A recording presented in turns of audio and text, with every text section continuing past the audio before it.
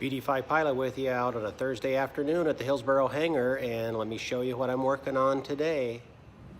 He actually called up Skeeter at BD Micro so I could verify what these little plates were for, these inspection plates. So I've got these two inspection plates to install as well as those two inspection plates, and let me show you where they belong. That oval inspection plate basically ends up going right here. I need to curve that to that curve in the fuselage, and this ends up being a means of being able to access that drive pulley assembly for the drive shaft for the aircraft. One goes on each side, and actually these are going to end up getting louvered and like the Aaron Oswald aircraft has on them. So have a nice looking zero drag louver on them. Now the other location I've talked about before, there's an inspection plate that goes basically right up here, allows you to access where the cylinder is, master cylinder is for the toe brakes, and very difficult to get to without this access plate. But I really was having some question. I had some dimensions on where to measure back from that bulkhead and from the center up here at the top, but LD Jeffries, who flies Little Devil, he posted a picture that was perfect, showed exactly where this is supposed to be. So I've got where to put it. Now it's a matter of drilling the holes, and as you can tell, this is flat. That's got a little bit of a compound curve, so I got to do some aluminum bending work to make that conform and fit. So I started by holding the doubler up there first to get the positioning all correct, so I don't run into the existing doublers and this fold up here. Then there's a ridge down here that gives extra strength. So that doubler will fit in from behind. Drilled the top holes so they're all marked, then used the actual plate itself to put into this position, which I've hand formed most of the curvature for it. Now I'm just going to continue drilling those holes in, then I can mark where that's supposed to fit, and then do the other drilling for the doubler, and then be able to fit the piece in from the back, hopefully without a lot of difficulty. So now I've been able to get all the holes for the access plate itself drilled, Cleco's put in place, it's in shape. I've taken the marker, marked the edge, and then scribed it with the awl. And now we're going to pull that off and put the doubler on so we can put the other holes in. So what I've been able to do now is take that doubler, Cleco it on through the holes I've already drilled that are matched to the cover, and then make a little red mark around the outside. So now I have the boundaries on where to drill and put a nice layout for the rivets that hold that in. And let's go take a look at how it fits on the other side. See, that doubler now drops in right where we want it, defined by that creased edge where the root fairing for the rudder goes, and then that strengthening piece that runs along that longeron that runs along the top of where the engine cover goes. So I maintain the strength and integrity of the engine compartment.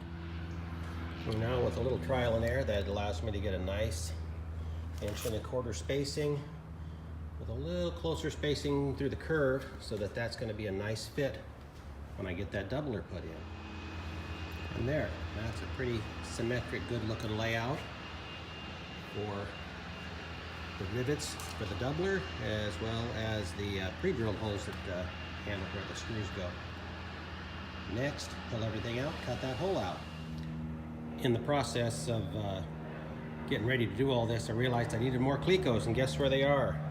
They're down there in the MEK waiting to get cleaned off. So I have the delightful task of brushing off the stuck-on Pro Seal that's on those 1/8 inch Clecos. So I'm prepping those, and then we'll get back to work on the plane. And we're moving along nicely now. I have side 2, also the plate itself, marked, drilled, Clecoed in, the scribing done around the edge so it's ready to cut. And as you can see, the other side is prepared for cutting as well. So we'll pull those Clecos out, we'll put the doubler on, and do the marks so we're identical to the other side. So we now have the number 2 side finished for the drilling. I'm going to drill up to 1/8 inch for that outer circumference of the doubler, and let's see how it fits on the inside. Yep, that looks like it's going to work. So we are now in full porcupine mode with both of those doublers and plates drilled, mark. I'm ready to pull everything and then cut into the fuselage, which is one of the scariest things you do when you're building a plane. Well, this actually went pretty smooth with the Dremel. I've got this side cut out, need to trim up to the scribe line. But you can see in there, we got a really nice view of that upper pulley now. We can get to that assembly, get to the bolt that we need to over here so that we can make sure the final construction is done correctly. Now to cut the other side out. I would imagine that's a pretty worn out cutting disc considering that the new one is this big. So I changed. New one. And use those easy lock ones. Those are much easier to change out. Now I just need to get my big power sander out and we can take care of the final trimming so that those plates will fit, and it'll be fun to see this start to go together. Next thing, of course, to find out is that that inspection plate gonna fit in that hole that I just cut out. And you're finding out in real time. You're finding out the same time I do. And that's not looking too bad. Let's try to see if I can get another cleco on here one-handed. You need to try this sometimes if you haven't done this. Try to film a video as you're putting a cleco into the cleco tool. Let's try to get the other one down here. And that looks like a nice fit. I might need to sand just a little more right here on this edge. That looks like the one spot that needs a little work. And then we're ready to